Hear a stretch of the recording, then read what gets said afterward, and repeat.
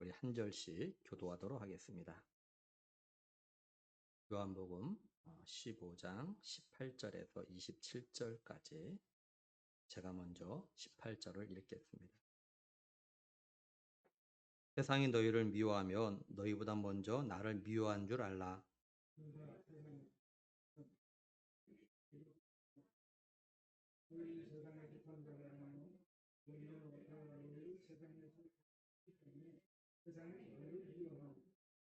내가 너희에게 종이 주인보다 더 크지 못하다 한 말을 기억하라. 사람들이 나를 박해하였은즉 너희도 박해할 것이요 내 말을 지켰은즉 너희 말도 지킬 것이라.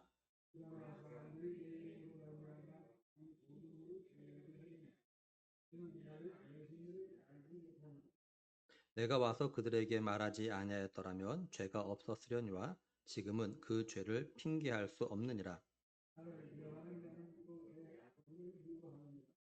내가 아무것도 못한 일을 그들 중에서 하지 아니하였더라면 그들에게 죄가 없었으려니와 지금은 그들이 나와 내 아버지를 보았고 또 미워하였도다.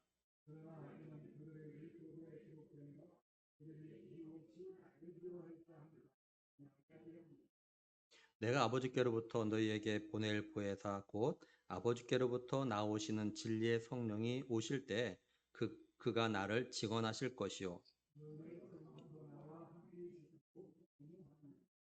아멘.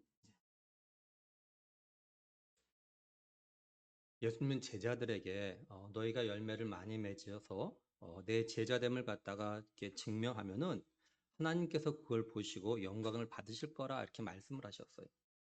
그리고 예수님은요, 자신이 하나님의 계명을 지킴으로 하나님의 사랑 안에 거한 것처럼 제자들에게 너희도 내 계명을 지킴으로 내 사랑 안에 거하라 이렇게 말씀하셨다고요. 예수님께서 이런 말씀하신 거는 예수님이 하나님의 사랑 안에 거함으로 인해서 누리는 그 기쁨을 갖다가 제자들과 함께 나누기 위해서 그러신 겁니다.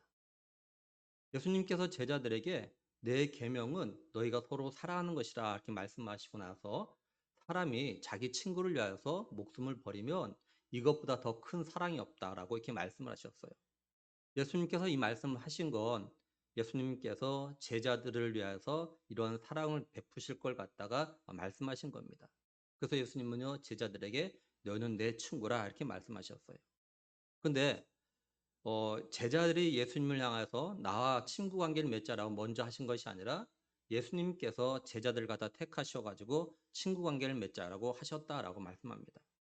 예수님께서 제자들과 친구 관계를 갖다 맺으신 이유는 이걸 통해서 제자들이 열매를 맺어가지고 예수님의 이름으로 하나님께 구하는 모든 것들을 갖다가 마음껏 누리며 살아가길 원하셔서 이렇게 말씀하신 겁니다.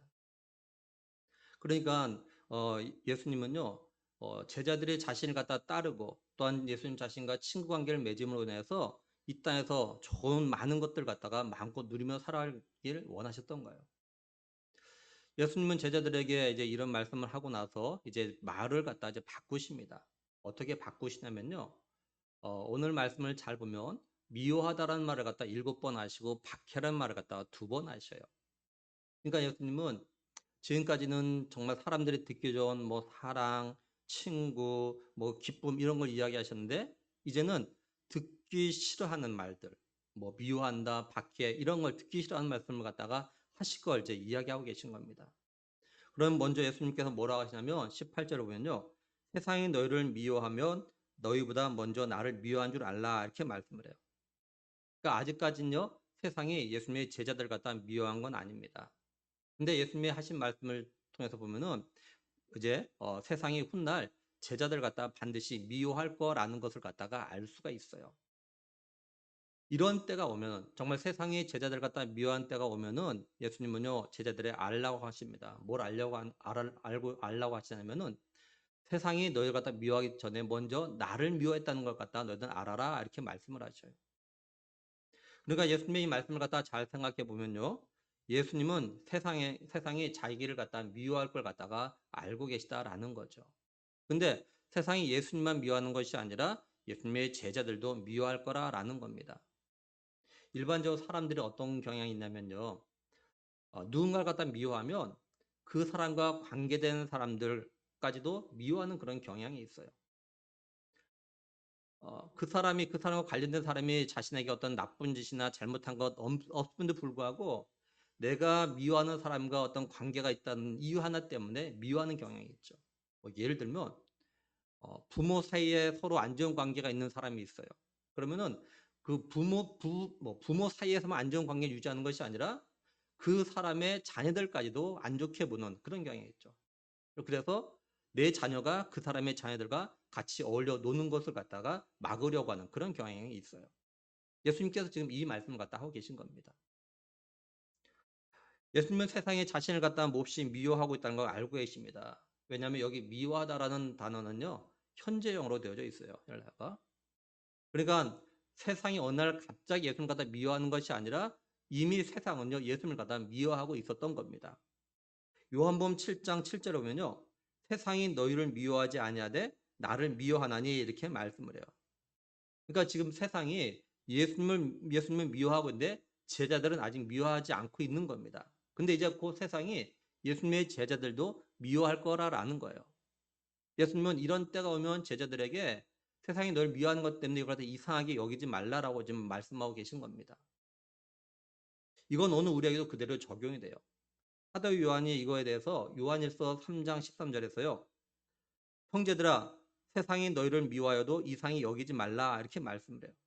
그러니까 세상이 예수님을 미워하는 것으로 끝나는 것이 아니라 또 예수님의 제자들 갖다 미워하는 것으로 끝나는 것이 아니라 오늘날 예수님을 갖다가 자신의 구원자로 믿는 성도들도 세상이 미워한다라는 거예요.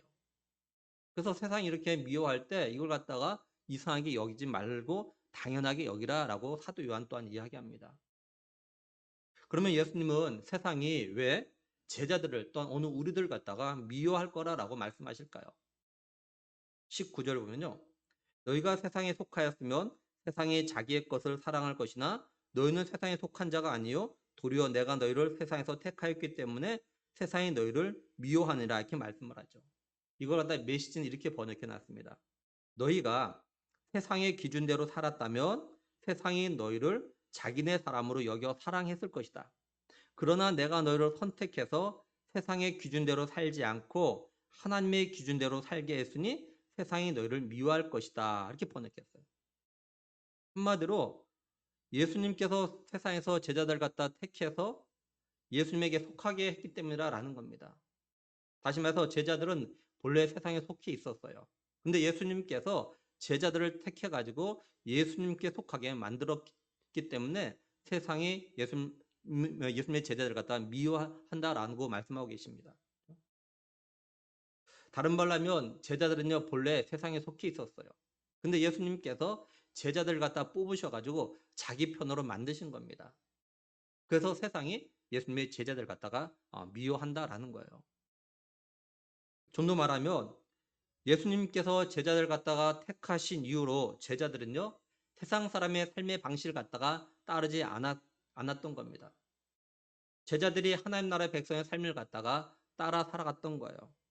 제자들이 예수님부터 택하심과 부르심을 받은 이후에 이전과 다른 삶을 갖다가 살아갔던 겁니다. 그랬더니 세상이 제자들 갖다 미워하는 거예요. 세상의 관점에서 보면은 제자들이 배신한 겁니다. 배반한 겁니다. 그래서 세상이 제자들 갖다 미워하는 거예요. 이걸 오늘 우리에게 적용하면 자신이 예수님의 택하심에 따라서 예수님을 갖다 믿고 따른다고 하는 성도들은요. 각자 자신들에게 질문을 던지고 또한 대답을 해야 돼요. 뭐라고 질문 던지냐? 첫째, 나는 예수님을 갖다 믿기 전과 믿은 후에 내 삶이 변했는가? 그리고 그 변한 삶이 지금도 계속되고 있는가?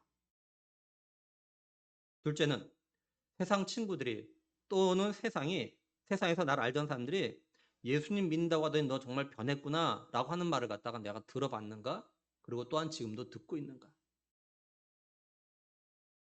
셋째, 세상이 내가 자신들의 삶과 함께하지 않는다고 미워하며 나를 갖다 따돌리고 있는가?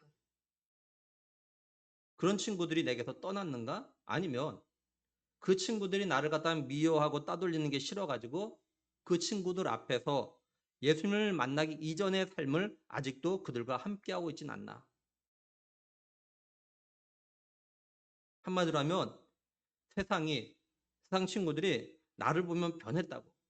이제는 자기들하고 안 맞는다고 이렇게 말할 정도로 변해야 한다라는 것이에요. 좀 더 쉽게 이야기하면 예를 들면 교회에서 중직자가 되면 이전에 하던 세상의 삶들 갖다가 이제 그만둬야 합니다. 목사가 되더니 변했더라. 장로가 되더니 변했더라. 권사가 되더니 변했더라. 안수집사가 되더니 변했더라. 뭐 이런 말을 좀 들어야 되는 거죠.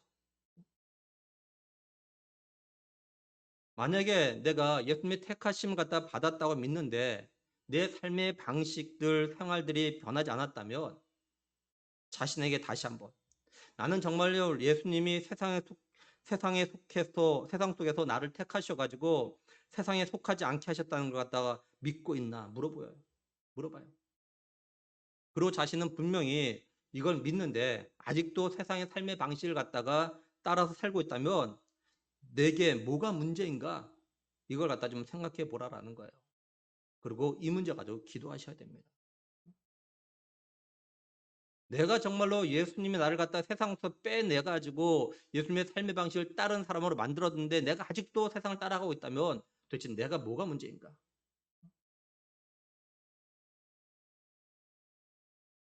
그러면 예수님께서 제자들을 세상에서 어떤 방법을 통해서 뽑으셔가지고 더 이상 세상에 속하지 않게 하셨을까요?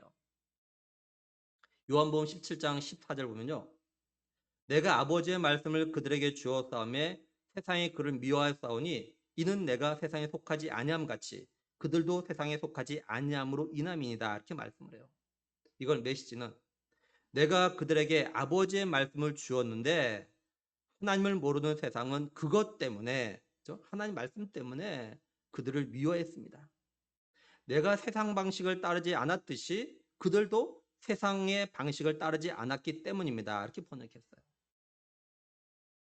예수님이 제자들에게 하나님 말씀 갖다 주심으로 인해서 제자들로 하여금 세상에 속하지 않고 예수님에게 속하게 만들었어요. 제자들은 예수님부터 하나님 말씀 갖다 듣고 세상 방식을 따르지 않는 예수님의 삶을 갖다가 따라 했더니 세상이 제자들 갖다 미워했다라는 겁니다. 근데 이게 속하다라는 이 헬라어 단어는요, 능동태로 되어져 있어요. 이게 뭘 말하냐면 제자들이요, 예수님이 주신 하나님 말씀 갖다 듣고 자기들 스스로 이제 더 이상 내가 세상에 속하지 않냐고 예수님께 속한 사람이 되어야겠다, 속한 삶을 살아야겠다 결심했다는 거예요. 제자들이 예수님 주신 말씀을 듣고 내가 이제 더 이상 세상 편에 속하지 않냐고 예수님 편에 속한 삶을 살아야겠다 이렇게 결심했다는 겁니다. 제자들이 예수님 주신 그 말씀을 듣고 나는 이제 더 이상 세상의 삶의 방식을 따르지 않냐고 예수님의 삶의 방식을 따라야겠다 이들 스스로가 결심했다라는 말이에요. 이게. 그런 예수님이 제자들에게 주신 하나님의 말씀은 뭘까요? 제자들이 예수님부터 어떤 말씀을 들었기에 제자들 스스로가 이제는 세상의 삶의 방식을 따르지 않냐고 예수님의 삶의 방식을 따르기로 스스로가 결심했을까요? 요한복음 17장 8절 보면요. 나는 아버지께서 내게 주신 말씀들을 그들에게 주었사오며 그들은 이것을 받고 내가 아버지께로부터 나온 줄을 참으로 아오며 아버지께서 나를 보내신 줄도 믿었사옵나이다. 그리고 요한복음 15장 15절 중반절에 내가 내 아버지께 들은 것을 다 너에게 알게 하였습니다. 이렇게 말씀을 해요. 그러니까 제자들은요, 예수님부터 하나님 말씀을 듣고 예수님이 하나님의 보내신 메시아라는 것을 갖다가 믿게 되었다라는 겁니다. 그리고 예수님도 제자들에게 하나님의 구원 계획과 뜻을 갖다가 알려줬다라는 거예요, 제자들에게. 제자들은 예수님부터 이런 말을 갖다 듣고 예수님이 메시아이심을 갖다 믿고 이전에 세상을 따르던 삶의 방식을 갖다 버리고 예수님의 삶의 방식을 갖다 따르게 되었다라는 겁니다. 이걸 오늘 우리들도 우리에게 적용을 해야 돼요.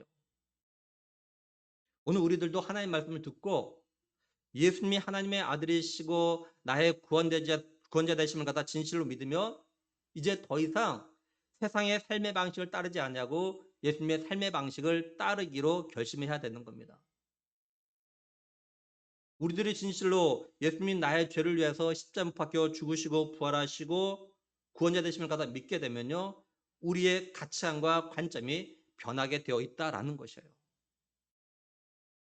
우리가 이제는 세상적인 가치관과 관점을 갖다가 가지고 살았다면 이제는 믿음의 관점과 가치관을 가지고 살아야 한다라는 거예요. 우리가 이제는 사람 중심, 세상 중심, 물질, 돈 중심으로 살았다면 이제는 하나님 중심, 성경 중심, 예배, 말씀 중심의 삶을 갖다가 살아야 한다는 겁니다. 그러니까 우리의 삶을 보면요. 진실로 말씀을 통해서 예수님을 갖다가 자신의 구원자로 믿는지 아닌지 갖다가 알 수 있다는 거예요. 그 사람의 가치관과 관점을 보면은 그 사람이 정말로 예수님께 속한 사람인지 아닌지를 갖다 알 수 있다는 겁니다. 우리의 믿음의 선진들 가운데서 예수님을 믿는 것 때문에 박해와 또한 순교를 당하신 분들은요. 예수님이 말씀하신 대로 예수님의 택하심을 통해서 이제 더 이상 이 세상에 속한 삶을 갖다가 살지 않았기 때문에 박해를 받고 순교를 당한 거예요. 세상이 자신들 갖다 따르지 않는다고 자기 편이 아니라고 미워하고 그렇게 박해를 했던 겁니다. 그래서 순교당한 거예요. 그러니까 진실로 예수님께서 나를 세상에서 택해서 예수님에게 속한 사람이 되게 하심을 갖다 믿는 사람들은요. 세상에서 미움을 당하는 거, 박해를 당하는 걸 이거 갖다가 당연하게 여기면서 이제 더 이상 세상의 가치관과 관점을 가지고 살아가지 않는 거예요. 우리 성도들과 청년들이 꼭 기억하고 마음에 새게 될 것이 있어요. 그게 뭐냐면 우리들이 어떤 가치관과 관점을 가지냐에 따라서요. 우리의 믿음의 삶이 달라진다라는 겁니다. 근데 우리 믿음의 사람이 가져야 되는 가치관과 관점은요. 성령님께서 말씀을 통해서 우리에게 가르쳐 주셔요. 성령님께서 우리에게 이 세대를 갖다 본받지 말아라. 오히려 마음을 새롭게 하고 변화받아서 하나님의 선하시고 기뻐하시고 온전한 뜻이 무엇인지 분별하는 삶을 살도록 우리 갖다 도우셔요. 근데 반대로 사단은요. 우리 믿음의 사람들이 마땅히 가져야 되는 가치관과 관점을 갖다 바꾸게 자꾸 만듭니다. 지난 수요 예배 때 나눴던 말씀을 갖다 다시 나누고 싶습니다. 지난 수요 예배 때 사무엘 아들들이 이제 이스라엘의 사사가 돼요. 근데 이스라엘 사사가 되었는데 뇌물을 받고 재판을 갖다가 잘못합니다. 그러자 이스라엘 장로들이 이걸 빌미로 해가지고 사무엘에게 와가지고 우리도 다른 나라들처럼 왕을 갖다가 세워달라고 해요. 하나님은 이거에 대해서 이스라엘 백성들이 하나님이 왕이심에도 불구하고 자기 갖다 버리고 하나님의 왕대심을 갖다가 인정하지 않으려고 한다라고 이렇게 말씀하셔요. 그러면 이스라엘 장로들이 왕을 세워달라고 왜 왕을 세워달라고 했느냐? 사무엘상 8장 5절 중반절 보면요. 모든 나라와 같이 다시 말해서 이방 나라와 같이 우리에게 왕을 세워 우리를 다스리게 하소서 이렇게 말씀해요. 또 20절 보면 우리도 다른 나라들과 같이 되어 우리도 이방 나라와 같이 되어 이 말입니다. 이게 지금. 그래서 우리 왕이 우리를 다스리며 우리 앞에 나아가서 우리의 싸움을 싸워야 할 것이다 이렇게 말씀을 해요. 한마디로 뭐냐? 이스라엘의 장로들이요 다른 나라 다시 말해서 이방 나라를 갖다가 부러워하는 겁니다. 이방 나라가 부러웠다는 거야. 그래서 이를 갖다 따라하고 싶은 거야 막. 이방 나라의 왕이 앞장서가지고 막 싸우는 그런 모습이 너무 부러웠던 거예요. 근데 오늘날 많은 그리스도인들도 이런 모습을 갖다가 가지고 살아가고 있다는 거예요. 성도들의 청년들이 세상을 갖다 부러워하며 따라하고 있습니다. 예수님을 안 믿고 자기 편대로 살아가는 사람들 갖다 막 부러워해요. 또 교회를 다닌다고 하면서 자기가 하고 싶은 것들 갖다 마음대로 하는 이런 사람들 갖다 막 부러워합니다. 그리고 따라해요. 그래서 하나님이 우리의 왕이고 예수님이 우리의 주인이시라고 아무리 말씀을 전해도 그런 왕 말고 그런 주인 말고 지금 당장 내 눈앞에 놓여있는 어떤 이런 문제를 갖다 해결해 줄 수 있는 그런 왕을 찾고 요구합니다. 그래서 예를 들면 돈이 왕이고 돈이 주인이에요. 돈이 되는 일이라면 돈을 벌 수만 있다면 돈 된 일이라면 뭐든지 하려고 하는 그런 일들이 벌어지고 있는 거죠. 우리 성도들 청년들은요 돈이 모든 걸 갖다 해결해 준다고 점점 믿고 있습니다. 말로는 하나님이 해결해 준다고 말하지만 실제는 하나님이 아니라 돈이 해결해 준다면서. 돈, 돈, 돈. 돈이 다 해결해 준답니다. 그 하나님 따라하는 것이 아니라 돈을 따라다닙니다. 오스왈드 챔버스의 주님은 나의 최고봉에 보면 이런 말이 있어요. 사탄은 우리가 죄를 짓도록 유혹하는 데 그치지 않고 우리의 관점을 바꾸려고 한다. 사단은요, 우리의 왕이 하나님이 아니고 우리의 주인이 예수 그리스도가 아니고 돈이고 사람이고 내 직장이고 내 일이고 건강이라고 자꾸 속삭여요. 그래서 우리 그리스도인들의 가치관과 관점을 갖다 자꾸 바꾸도록 만듭니다. 사단은 하나님을 왕으로 삼아가지고는 예수님을 갖다 주인으로 삼아가지고는 이 땅에서 성공적인 삶, 편안한 삶을 갖다 살 수 없다고 자꾸 속삭여요. 믿음대로 살아가지고는 말씀대로 살아가지고는 성경대로 살아가지고는 이 땅에서 성공할 수 없다라고 자꾸 속삭입니다. 자꾸 우리를 하여금 이 땅에 소망을 두게 만들어요. 우리를 하여금 위의 것을 바라보지 못하고 자꾸 땅의 것을 바라보게 만들고 우리를 하여금 보물을 하늘에 쌓게 하지 않고 자꾸 땅에 쌓는 삶을 갖다 살아가게 만듭니다. 자꾸 성도들과 청년들로 하여금 세상을 자꾸 부러워하게 만들고 그 세상을 자꾸 따라하게 만들어요. 그래서 오늘날 많은 그리스도인들이 이렇게 가치관과 관점이 변해버렸어요. 얼마나 많이 변했는지 몰라요. 하나님 중심, 성경 중심에서 사람 중심, 세상 중심으로 변해버렸습니다. 그래서 하나님 말씀도요, 세상적인 가치관과 기준에 맞지 않으면 하나님의 말씀조차도 세상적인 기준과 가치관에 맞추려고 자꾸 해요. 누가 그러냐? 신학자들이 그러고 목회자들이 그러고 성도들이 그럽니다.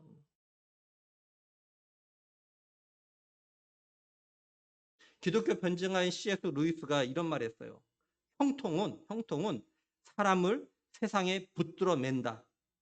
그는 자기가 세상에서 자리 잡은 줄로 알지만 사실은 세상이 그 사람 안에 자리를 잡고 있다. 이런 말이었어요. 우리들이 세상에서 성공하고 싶어하는 마음, 또 편안한 삶을 갖다 살고 싶어하는 마음을 가지면 가질수록, 그리고 이런 생각에 사로잡히면 사로잡힐수록, 또 이걸 갖다 목표로 하면 할수록 우리는요 세상에 매여서 살아가게 되는 겁니다.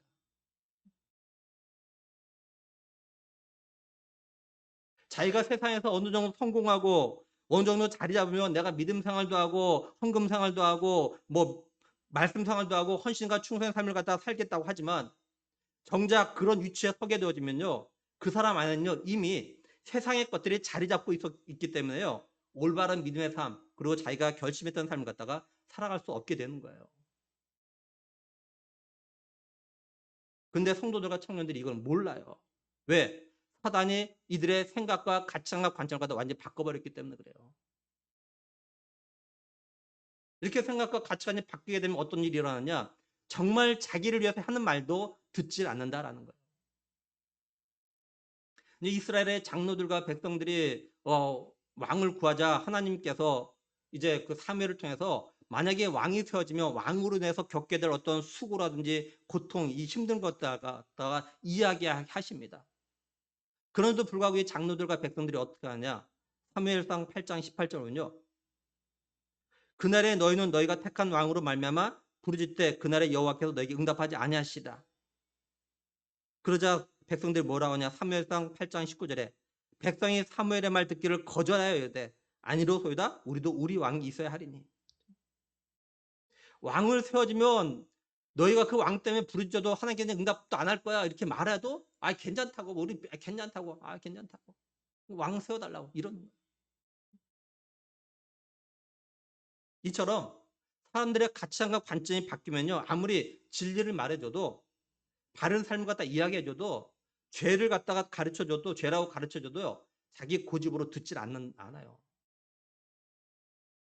이게 바로 인간이 가지는 패역함과 완악함과 어리석음이에요. 그래서 사단은요 이렇게 사람들과 성도들의 가치관과 관점을 갖다 어떻게든지 자꾸 바꾸려고 하고 있다는 거예요. 가치관과 관점을 바꿔버리면 삶은 그냥 바뀌어버립니다.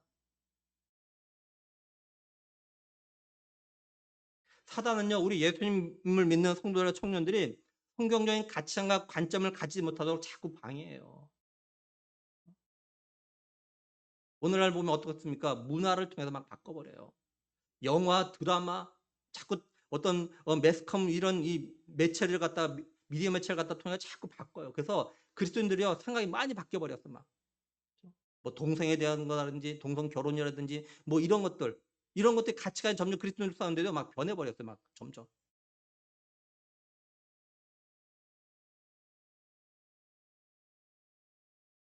그리고 우리들이 하나님이 우리의 왕이 되심을 갖다 인정하지 못하게 만들고 또한 예수 그리스도가 내 삶의 주인이라는 것을 갖다가 삶에서 인정하지 못하게 생각과 가치관을 갖다 막 바꿔버려요.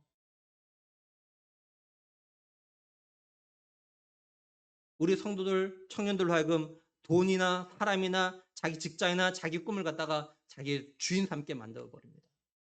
그래서 이런 것들 때문에 믿음의 삶을 갖다 자꾸 뒷전을 미루는 거예요. 그래서 우리의 가치관과 관점이 중요한 겁니다. 성령님은 진실로 예수님을 갖다가 자신의 구원자로 믿게 되면 말씀을 통해서 우리를 하여금 예수님을 믿기 전에 삶과 가치관들 이걸 다 버리고 세상적인 삶을 갖다 버리고 정말로 새로운 성경적인 가치관을 또한 예수님의 삶을 갖다 따라가라고 자꾸 말씀하고 계신 거예요. 그러니 우리 자신을 갖다 한번 좀 돌아봐요. 정말로. 나는 지금 어떤 가치관과 관점을 가지고 살아가고 있는가? 내가 지금 어떤 가치관과 관점을 더 많이 가지고 있는가? 더. 나는 지금 어떤 가치관과 관점에 더 따라서 살고 있는가?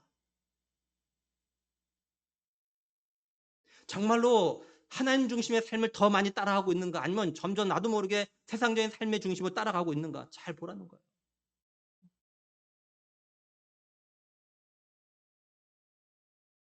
정말 간절히 바라는 것은 하루빨리 아니 지금 당장 세상적인 가치관과 관점을 그리고 세상적인 삶의 방식을 갖다 버리고 예수님의 삶의 방식을 갖다 따라가기로 결심할 수 있는 우리가 되기를 간절히 소원합니다. 예수님께서는 제자들에게 세상이 미워할 걸 갖다 말씀하신 다음에 또 뭐라고 하시냐 20절에 내가 너희에게 종의 주인보다 더 크지 못한다 한 말을 기억하라.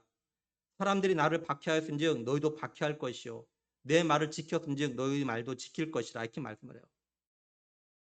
먼저 예수님은 제자들에게 주인을 박해했으면 주인이 박해받으면 그 종도 박해를 받는 게 당연하다. 그러니까 세상이 나를 갖다 박해하면 너희도 박해하는 거 당연하다. 지금 이렇게 말씀하고 계신 겁니다. 그리고 그들이 예수님의 말을 갖다 지켰다면 다시 말해서 예수님의 말을 듣고 그 말대로 따라했다면 제자들 너희들의 말도 듣고 따라할 것이다. 이렇게 말씀을 해요. 이 말은 결국 무슨 말이냐면 그들이 예수님의 말을 갖다가 안 지켰기 때문에 제자들의 말도 안 지킬 거라 지금 이런 말씀하고 계신 거예요. 이게. 다른 말로 하면 예수님이 하신 말씀을 갖다 그들이 믿지 않기 때문에 제자들이 하는 말도 믿지 않을 거라라는 겁니다. 그러니까 예수님은 제자들에게 세상이 너희 말을 갖다가 안 듣고 안 따르고 안 믿는다고 이상하게 여기지 말라라고 이야기하고 계신 거예요. 그러면 예수님이 많은 말씀을 하셨는데 구체적으로 세상이 어떤 말씀을 갖다가 안 지키는 걸까요? 요한복음 8장 51절 보면요. 진실로 진실로 너에게 이르노니 사람이 내 말을 지키면 영원히 죽음을 보지 아니하리라 이렇게 말씀합니다. 또 요한복음 5장 24절에 내가 진실로 진실로 너에게 이르노니 내 말을 듣고 또 나 보내신 이를 믿는 자는 영생을 얻었고 심판에 이르지 아니하나니 사망에서 생명으로 옮겼느니라. 요한복음 11장 26절에 무릇 살아서 나를 믿는 자는 영원히 죽지 아니하리니 이것을 내가 믿느냐 이렇게 말씀을 해요. 그러니까 세상이 예수님을 믿으면 영원히 죽지 아니하고 영생을 얻는다고 하신 이 말씀을 갖다가 안 따르고 안 믿는다라는 겁니다. 그리고 훗날 제자들이 예수님 믿으면 영원히 죽지 않고 영생을 얻는다고 말을 해도 역시 안 따르고 안 믿는다라고 말씀하고 계신 거예요. 근데 이걸 갖다 이상히 여기지 말라라는 겁니다. 물론 믿는 사람들이 있어요. 근데 대다수의 사람이 안 믿는다는 거죠. 예수님이 택하지 않은 사람은요, 안 믿습니다. 이 말씀이 어떤 면에서는요, 우리에게 위로가 되기도 하고 감사가 되기도 하고 또 한편에 안타까움이 있는 거예요. 왜냐하면 먼저 감사할 거는 우리들은 예수를 믿으면 영원히 죽지 않냐고 영생을 얻게 된다는 이 말씀을 갖다가 듣고 믿고 따르는 삶을 갖다가 살고 있다라는 거죠.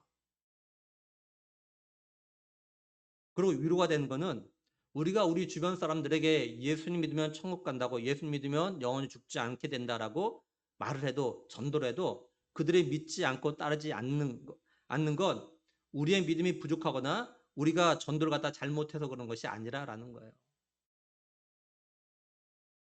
그리고 안타까운 건 사람들이 예수님 믿어야 천국 간다고 아무리 말해도 그걸 갖다 안 믿고 안 따른다라는 거죠. 그리고 이들이 택함을 갖다가 받지 못했다라는 겁니다. 그러니 한번 우리 가족들과 우리 주변 사람들 같아 한번 돌아보세요. 그들은 어떤가? 그리고 내가 아무리 이야기해도 믿지 않는 사람들이 있다면 이들을 위해서 우리가 기도해야 되죠. 더 많이 기도해야 돼요. 예수님은 세상에 제자들 갖다 박해하고 또한 제자들의 말을 갖다 듣지 않는 거에 대해서요. 두 가지 이유를 갖다 말씀하십니다. 뭐라고 하시냐면 21절에 그러나 사람들이 내 이름으로 말미암아 이 모든 일을 너에게 하리니 이는 나를 보내신 이를 알지 못함이라 이렇게 말씀을 해요. 첫째는 예수님의 이름 때문이라는 겁니다. 이 말은 제자들이 예수님을 갖다 믿기 때문이라는 거예요. 둘째는 이들의 예수님을 보내신 분을 갖다 알지 못하기 때문이라는 겁니다. 다시 말해서 세상이 하나님이 누군지를 갖다 모르기 때문이라는 거예요. 이런 이유 때문에 제자들을 갖다가 박해한다라는 겁니다. 예수님 말씀하신 이 두 가지 이유에서 둘째 이유는요. 예수님 당시나 또한 초대교회 당시나 오늘이나 똑같습니다. 세상 사람들이 하나님 어떤 분이신지를 갖다 모르기 때문에 복음을 전하는 자들의 말을 갖다 듣지 않고 믿지도 않고 박해를 하는 거예요. 그런데 첫째 이유, 다시 말해서 예수님을 믿는 것 때문에 박해를 받고 복음을 믿지 않고 듣지 않는 건 초대교회 당시의 제자들에게는 맞는 말이지만 그 우리나라 초대 한국 교회가 세워질 때는 맞는 말이지만 그리고 오늘날 이슬람, 불교, 회교권 또는 북한의 지하교회나 중계 가정교회는 맞는 말이지만 오늘 우리들 또한 오늘날 한국 교회에도 맞는지는 우리가 한 번쯤 생각해 봐야 한다라는 거예요. 왜냐하면 우리가 예수님 믿는다는 것 때문에 우리들이나 한국 교회가 박해나 비난을 받는 것보다는 우리가 전하는 복음을 세상에 듣지 않고 믿지 않는 게 아니기 때문에 그래요. 오늘날 우리 예수를 믿는다고 하는 사람들이 예수님을 믿는다는 그런 사람다운 삶의 모습이 없거나 너무 부족해가지고 세상이 한국교회를 또한 우리가 전도하면 거부하는 그런 모습들이 상대적으로 더 많이 나타나기 때문에 그렇습니다. 한마디로 우리들이 예수님을 믿는 사람다운 삶을 갖다가 제대로 살지 못해서 비난이나 거부를 당하는 거지 단순히 우리가 예수님을 믿는다는 이유 때문에 예수님의 이름 때문에 고난과 박해를 받는 것이 아니라라는 거예요. 그러면서 우리가 회개하고 정말로 예수님을 믿는 사람다운 삶을 갖다가 살아야 됩니다. 그래야 우리가 비난이나 박해나 거부를 당할 때 하나님 앞에서 할 말이 있어요.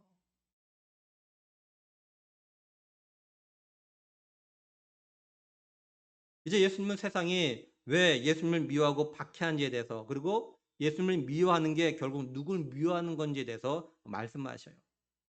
22절로는 내가 와서 그들에게 말하지 아니하였더라면 죄가 없었으려니와 지금은 그 죄를 핑계할 수 없느니라 이렇게 말씀합니다. 이 말을 쉽게 말하면 예수님이 세상에 오셔서 말씀을 갖다 전하지 않았다면 죄가 뭔지 드러나지 않기 때문에 세상은요 죄가 없을 거라는 거예요. 근데 예수님께서 세상에 오셔가지고 죄가 뭔지에 대해서 말씀하셨기 때문에요. 세상은 이제 더 이상 자신들의 죄에 대해서 변명이나 핑계를 갖다 할 수 없다라고 말씀하고 계신 겁니다. 요한복음 16장 9절에 보면 죄에 대하여라 함은 그들이 나를 믿지 아니하며 이렇게 말씀을 해요. 예수님이 오셔서요 자신이 하나님 보내신 구원자라는 것을 갖다가 말씀하지 않으셨다면 세상이 예수님이 구원자라는 것을 갖다가 알 수 없었기 때문에, 몰랐기 때문에 죄가 없을 텐데, 예수님이 자신이 하나님 보내신 구원자라는 걸 갖다가 말씀하셨음에도 불구하고 세상이 믿지 않았어요. 그러니 그 죄를 갖다 세상이 핑계할 수 없다라는 겁니다. 바울의 말을 빌려서 설명하면은 로마서 5장 13절 보면요.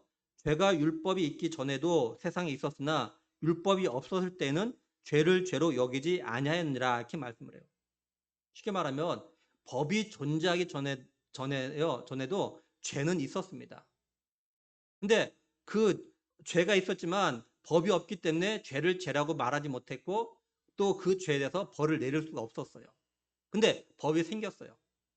그래서 이제는 죄를 지면 죄라고 말하고 그 죄에 대해서 벌을 갖다 내릴 수 있게 되었다. 이런 말을 하고 있는 겁니다. 그러니까 한마디로 세상이 예수님을 미워하고 박해하는 건 뭐냐? 예수님이 자신들의 죄를 갖다가 드러나는 말씀을 갖다가 하셨기 때문이라는 거예요. 다음으로 24절 보면 내가 아무도 못한 일을 그들 중에 하지 아니했더라면 그들에게 죄가 없었으려니와 이렇게 말씀을 해요. 예수님이 세상에 오셔서 어느 누구도 할 수 없는 놀라운 많은 기적들 갖다 행하셨죠. 근데 예수님께서 이 많은 기적들을 통해서 뭘 나타내신 거냐면 예수님 자신이 하나님이 보내신 메시아라는 것을 갖다가 그 일을 통해서 드러내신 겁니다. 예를 들면 요한복음 3장 2절에 보면요. 그가 밤에 예수께 와서 이르되 랍비여 우리가 당신은 하나님께로부터 오신 선생인 줄 아나이다. 하나님이 함께 하시지 아니하시면 당신이 행하는 이 표적을 아무도 할 수 없습니다. 또 요한복음 9장 32절 33절 보면요. 창세 이후로 맹인으로 난 자의 눈을 뜨게 하였담을 듣지 못하였으니 이 사람이 하나님께로부터 오지 아니하였으면 아무 일도 할 수 없으리다 이렇게 말씀해요. 그러므로 세상이 예수님을 갖다 믿지 않은 겁니다. 그러니까 만약에 예수님이 세상에 오셨어도 이런 일을 갖다 하지 않으심으로 인해서 세상이 예수님이 하나님이 보내신 분이라는 걸 갖다가 몰랐다면 죄가 없다고 할 수 있어요. 근데 예수님께서 이런 일을 갖다 하셨기 때문에 세상이 하셨음에도 불구하고 세상이 예수님을 갖다 믿지 않는 게 죄라는 겁니다. 결국 예수님은 자신이 하나님이 보내신 메시아라는 걸 갖다가 말씀과 사역을 통해서 세상에 보여주셨던 거예요. 그런데 세상은 이걸 갖다 보고 들었음에도 불구하고 예수님을 갖다가 믿지 않고 박해하고 미워했던 겁니다. 뿐만 아니라 세상은 결국 누굴 미워한 거냐면요. 하나님을 갖다 미워한 겁니다. 23절을 보면은 나를 미워한 자는 또 내 아버지를 미워하느니라. 그리고 24절 계속 보면은 지금은 그들이 나와 내 아버지를 보았고 또 미워하였다 이렇게 말씀을 해요. 근데 세상이 예수님 갖다 미워하고 박해하는 게 그냥 우연히 갑자기 일어난 일이 아니라고 하십니다. 25절 보면요. 그러나 이는 그들의 율법에 기록된 바 그들이 이유 없이 나를 미워하였다 한 말을 응하게 하려 함이라 이렇게 말씀을 해요. 이미 성경은요. 세상이 아무 이유 없이 예수님을 갖다가 미워하고 박해할 거라고 이미 말씀을 하셨다는 거예요. 이 말씀이 지금 이루어졌다. 예수님께 이렇게 말씀해요. 그러면 이 말씀이 이 말씀이 어디 있느냐? 시편 35편 19절 보면요. 부당하게 나의 원수된 자가 나로 말미암아 기뻐하지 못하게 하시며 까닭 없이 나를 미워한 자들이 서로 눈짓하지 못하게 하소서. 그리고 시편 69편 4절에 까닭 없이 나를 미워한 자가 나의 머리털보다 많고 부당하게 나의 원수가 되어 나를 끊으려 한 자가 강하였으니 내가 빼앗지 아니한 것도 물어주게 되었나이다. 이렇게 말씀합니다. 이건 다윗이 쓴 시인데요. 다윗이 훗날 그죠? 예수님에게 이런 일이 생길 걸 갖다가 예언적으로 이야기한 겁니다. 그래서 예수님께서 이걸 갖다 인용을 하신 거예요. 이건 오늘날에도 그대로 적용되고요. 또 세상 사람들이 우리가 전도하는 걸 갖다가 거부하고 싫어한 이유에도 그대로 적용이 됩니다. 우리가 전도할 때, 복음을 전할 때, 그리고 새생명 초청주일에 설교할 때 빠지지 않는 말이 있어요. 뭡니까? 죄입니다. 죄. 우리가 사람들에게 당신은 죄인이라고 말하니까 싫어하는 거예요. 사실 우리가 죄인이라고 말하지 않아도요. 사람들은요. 자신의 죄가 뭔 줄 알고 자기가 죄를 지었다는 걸 알고 있습니다. 하나님의 말씀을 갖다 어기는 죄뿐만 아니라 세상의 많은 법들 갖다 지키지 않은 걸 갖다가 사실 자신들이 잘 알고 있어요. 죄를 지었다는 걸 알고 있습니다. 근데 누가 그걸 갖다가 죄라고 말하지 않고 또 당신은 죄인이라고 말하지 않으니까 자신이 죄가 없는 것 같고 죄인이 아니라고 생각하면서 살아가고 있는 거예요. 우리가 그렇잖아요. 우리가 사실 세상 가운데 하나님 앞에서 아니라 세상 가운데 살 때 내가 죄인이라고 생각하면서 살아가는 사람 몇이나 있습니까? 죄인이 아닌 것처럼 하고 살잖아요, 사실. 죄를 지으면서도. 그죠? 근데 뜬금없이 이런 자신을 향해서 당신은 죄인입니다. 예수님께서 당신의 죄를 대신해서 십자가에서 죽으시기 위해서 이 땅에 오셨습니다. 당신이 예수를 믿으면 죄를 갖다 용서받고 구원을 받을 수 있습니다. 이렇게 말하니까 만약에 자기가 예수를 갖다 믿겠다고 하면 자기가 죄인이라는 걸 갖다 인정하게 되는 거니까 그게 싫은 겁니다. 그래서 우리가 전도하는 것 갖다 싫어하고 우리가 갖다 미워하는 거예요. 쉽게 말해서 우리가 그죠? 누가 내가 잘못한 건 내 죄를 갖다 막 지적하고 그러면 어떻습니까? 기분 나빠하고 싫어하죠. 그죠? 내가 잘못한 거 알아요. 내 죄진 거 알아요. 근데 막 자꾸 지적하고 말하면 이걸 갖다 막 변명하고 싶고 핑계대고 싶고 막 그래요. 그런 내 잘못을 갖다 지적하는 사람에 대해서 별로 좋은 감정이 없죠. 미운 마음이 들죠.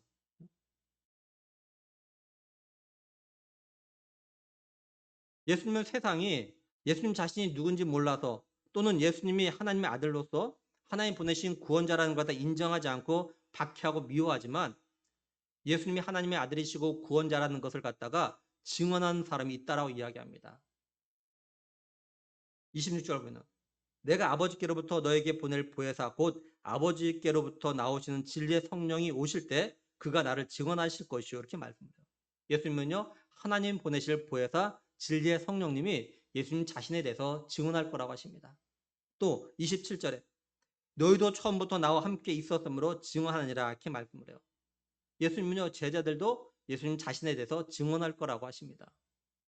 그러면 예수님은요 왜 보혜사 진리의 성령님과 제자들이 자신을 갖다 증언할 거라고 하실까요? 다시 말하면 보혜사 성령님과 제자들이 가지고 있는 공통점은 뭘까요?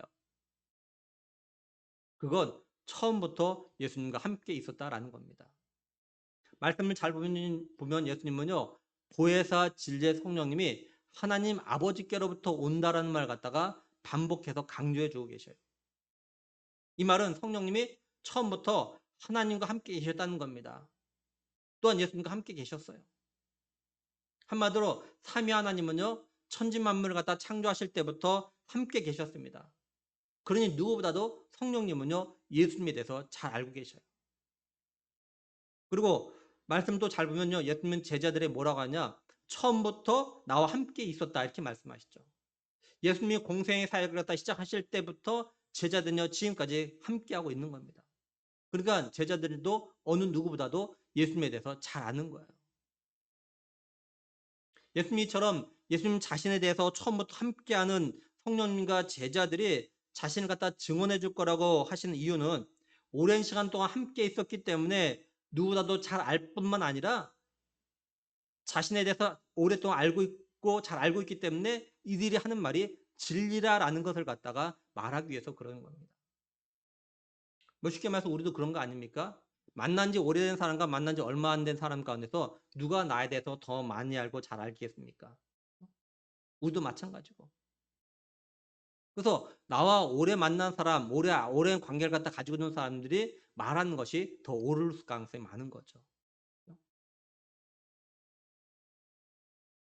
오늘 말씀 정리하면 예수님은요, 이제 십자가를 칠 때가 가까워오자 제자들이 앞으로 겪게 될 일에 대해서 말씀을 하십니다. 한마디로 예수님은요, 제자들이 세상에서 미움을 받고 박해될 것에 대해서 이야기를 하셔요. 그 이유가 뭐냐? 제자들이 어떤 잘못이나 죄 때문이 아니라 예수님의 택함을 받고 더 이상 세상의 방식을 따라 살지 않고 그리고 예수님의 삶의 방식을 갖다가 따라서 살아간다는 이유 때문에 이런 일을 갖다 겪게 될 거라고 하십니다. 한마디로 새 사람의 삶을 갖다가 살아간다는 이유 때문에 박해를 받고 미움을 받을 거라고 하셔요. 그리고 세상이 예수님의 말을 갖다 안 들은 것처럼 제자들의 말도 안 들을 거라고 하십니다. 그러니까 훗날 너희들이 복음을 전할 때 그들이 믿지 않고 듣지 않고 따르지 않는다 해서 그걸 이상히 여기지 말라라고 하셔요. 그리고 예수님이 오셔서 말씀과 사역을 통해서 자신이 하나님 보내신 구원자라는 것을 갖다 드러내셔서 세상은 이제 더 이상 자신들의 죄에 대해서 변명할 수 없다고 하십니다. 그리고 예수님은요, 이제 하나님 보내실 보혜사 진리의 성령님과 제자들이 자신에 대해서 증언할 거라고 하셔요. 결국 이 말은요, 오늘 우리들이, 그죠? 예수를 믿는 성도들이 성령님과 함께 예수님이 하나님 보내신 메시아라는 걸, 예수님이 우리의 죄를 대신해서 십자가에 못 박혀 피 흘려 죽으시고 또한 우리가 더 구원하기 위해서 오셨다라는 것에 대해서 우리가 증언을 해야 한다라는 겁니다. 비록 세상이 우리가 예수님에 대해서 말하는 것 갖다가 싫어할지라도 미워할지라도 이걸 갖다 이상하게 여기지 말고 이런 사람을 갖다가 더 불쌍히 여기며 공의를 여기면서 이들을 위해서 기도를 갖다 해야 한다는 거죠. 우리가 예수님의 지인의 삶을 살려면요, 더욱 예수님을 믿는 사람다운 삶을 갖다가 살아야 됩니다. 또한 우리의 가치관과 관점이 세상적인 가치관과 관점과 분명히 달라야 돼요. 그래야 우리가 예수님에 대해서 증언할 때 그들이 우리의 증언을 믿게 되는 겁니다. 우리가 가진 가치관과 관점이 옳다라는 것을 갖다가 우리가 삶으로 보여줘야 우리가 하는 증언이 힘을 얻게 되는 거죠. 그러므로 간절히 바라기는 나를 위해서 십자가의 고난과 고통, 죽음을 기꺼이 감당하신 예수님의 십자가의 은혜에 대해서 감사하는 우리가 되길 정말 원합니다. 그리고 우리도 예수님을 위해서 미움도 박해도 기꺼이 감당하며 지인의 삶을 살아서 훗날 예수님 앞에 당당하게 설 수 있는 우리의 남은 믿음의 삶이 될 수 있기를 주님의 이름으로 간절히 축원합니다. 기도하시겠습니다. 하나님 아버지 참 감사합니다. 세상에 속해 있던 우리를 택하셔서 이제 더 이상 세상에 속하지 않고 예수님께 속하는 그런 사람으로 우리를 갖다 세워주신 그 은혜를 저희들이 다시 한번 기억하며 감사함을 드립니다. 하나님, 우리가 정말 그리스도 예수 안에서 새로운 피조물이 되었기에 이제는 좀 세상의 삶의 방식을 따르지 않고 예수님의 삶의 방식을 따르는 우리가 되게 하여 주시옵소서. 우리의 가치관과 관점들이 세상적인 것들 갖다 좀 버리고 정말 주님이 원하시는 그런 새로운 가치관과 관점을 가지고 살아가게 하여 주시옵소서. 세상 중심, 물질 중심, 사람 중심 삶을 살았던 이런 가치와 관점을 버리고 하나님 중심, 성경 중심, 믿음 중심, 말씀 중심, 예배 중심으로 삶을 살아가는 우리들 되게 하여 주시옵소서. 하나님 비록 세상이 우리가 이런 삶을 사는 것에 대해서 미워한다 할지라도 때론 박해한다 할지라도 두려워하지 않게 하시고 오히려 당당하게 이것을 갖다 받아들이며 정말로 우리 성령 하나님의 도우심을 받아서 성령 하나님과 더불어서 예수님이 구원자 되심을 갖다가 증언하는 그런 증언의 삶을 살아가는 우리가 되게 하여 주시옵소서. 하나님 아버지 우리가 이런 삶을 살다가 예수님 앞에 당당히 설 수 있는 그런 믿음의 삶들 되길 간절히 원하옵고 우리 주 예수 그리스도의 이름으로 기도드리옵나이다. 아멘.